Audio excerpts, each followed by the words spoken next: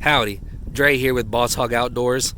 I wanted to make a video today to kind of give you guys some pointers if you're looking into buying some land. If you watched some of my previous videos, you know I recently bought some land here in Texas, so I just kind of wanted to give you guys some pointers, things that I wish I would have known. So we'll go ahead and get started. Step number one, if you don't already have, you're probably going to need a real estate agent.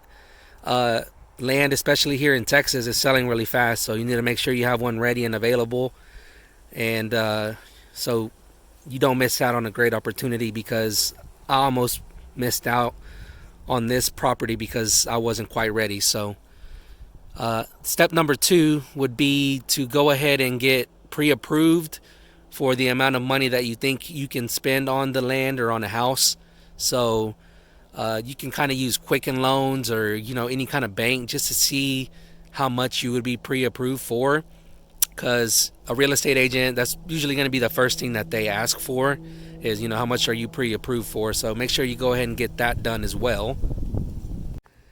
Step number three, I guess, would be figuring out the kind of equipment that you're going to need to take care of and maintain your property. When I first bought this land, grass was all the way up to my knees, so I needed something to shred the grass. So what I ended up doing was purchasing this tractor here, Mahindra subcompact tractor.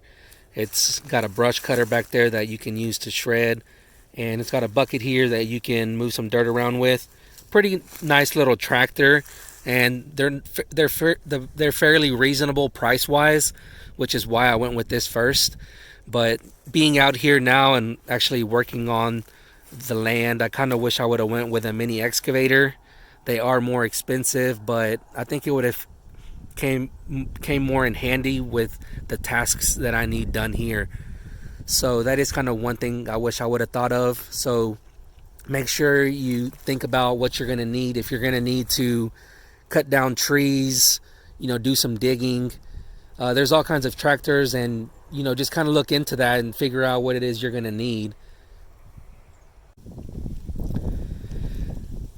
Step number four would be, if you don't already have one, is to get a water well. If you plan to build a house and you don't have any access to any water, you're going to need a water well, and probably also a septic tank.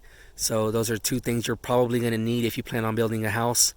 And even if you're not going to build a house, I think it would still be a good idea to have water if you're going to be doing some burning and stuff.